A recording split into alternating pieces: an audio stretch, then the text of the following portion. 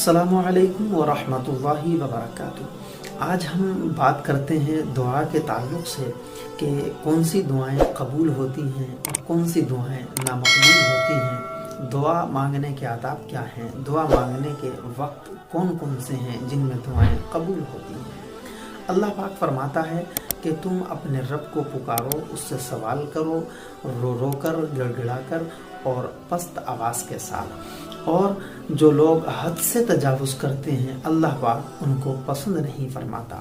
اللہ کے رسول صلی اللہ علیہ وآلہ وسلم ارشاد فرماتے ہیں کہ جو اللہ تعالیٰ سے دعا نہیں مانگتا اللہ پاک اس پر غضب فرماتا ہے، اور فرماتے ہیں اللہ کے رسول کہ اللہ تعالیٰ کی بارگاہ میں دعا سے زیادہ کوئی چیز محترم اور مکرم یعنی پیاری نہیں ہے۔ حدیث پاک کے الفاظ ہیں الدعاء مخ العبادہ، یعنی دعا عبادت کا مغز ہے، عبادت کا نچوڑ ہے۔ اللہ کے رسول صلی اللہ علیہ وآلہ وسلم فرماتے ہیں دعا ہی ایسی چیز ہے جو تقدیر کو بھی بدل سکتی ہے۔ امام قشیری رحمۃ اللہ تعالی علیہ ایک روایت نقل فرماتے ہیں کہ حضرت موسیٰ علیہ السلام کا گزر ایک مرتبہ ایسے شخص کے قریب سے ہوا جو رو رو کر گڑ گڑا کر دعائیں کر رہا تھا۔ آپ کو اس کی حالت زار پر رحم آیا اور بارگاہ الہی میں عرض کی، مولا اگر اس کی حاجت میرے پاس ہوتی تو میں پوری کر دیتا۔ اللہ تبارک و تعالیٰ کی طرف سے وحی آئی کہ اے موسیٰ، ہم تم سے زیادہ اس پر رحم کرنے والے ہیں، مگر وہ پکارتا مجھے ہے اور اس کا دل اپنی بکریوں میں اٹکا ہوا ہے، اور ہم کسی ایسے شخص کی دعا قبول نہیں کرتے جس کا دل ہمارے سوا کسی اور میں لگا ہوا ہو۔ حضرت موسیٰ علیہ السلام نے اس بندے کو یہ سارا ماجرا بتایا۔ اس نے اپنے دل کو فوراً اللہ کے لیے خالی کر لیا اور دل کا تعلق ساری دنیا سے توڑ کر اپنے رب سے جوڑ لیا۔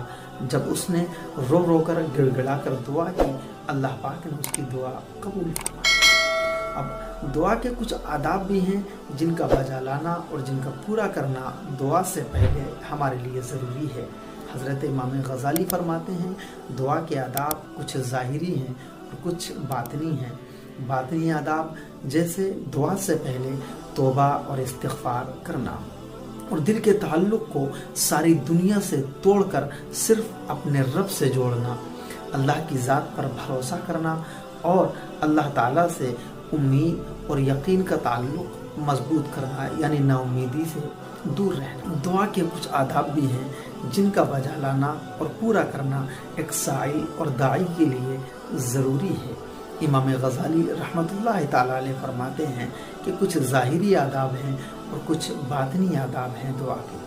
آپ فرماتے ہیں باطنی آداب جیسے دعا سے پہلے توبہ اور استغفار کرنا اور دل کا تعلق ساری دنیا سے کاٹ کر اپنے خدا سے، اپنے رب سے جوڑنا، اور اللہ کی ذات پر بھروسہ کرنا، نا امیدی سے دور رہنا۔ اور ظاہری آداب نماز، روزہ، حج، زکوٰۃ، صدقہ، خیرات وغیرہ کی پابندی اور اہتمام کرنا، طہارت یعنی جگہ اور جسم کا پاک و صاف ہونا، کعبہ شریف کی طرف رخ ہونا، خوشبو لگانا، آواز کا پست ہونا، رونا، گڑ گڑانا، ہاتھ اٹھا کر دعا کرنا، اور دعا کے بعد چہرے پر ہاتھ پھیرنا، اللہ پاک کی حمد و ثنا کرنا، اور اول و آخر درود شریف کا ورد کرنا۔ کچھ ایسے اوقات بھی ہیں کہ جن وقتوں میں مانگی گئی دعا 100% اللہ پاک کی بارگاہ میں قبول ہوتی ہے۔